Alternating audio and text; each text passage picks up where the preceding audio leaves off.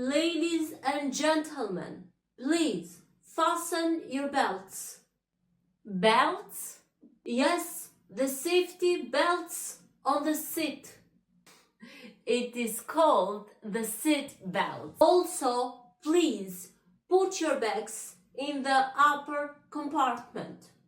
You mean the overhead compartment?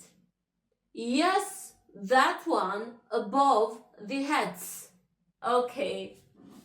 Also, make sure your chairs are straight. Chairs? Yes, the back of the seat. Straight position. Okay, the seat back. Her English sucks.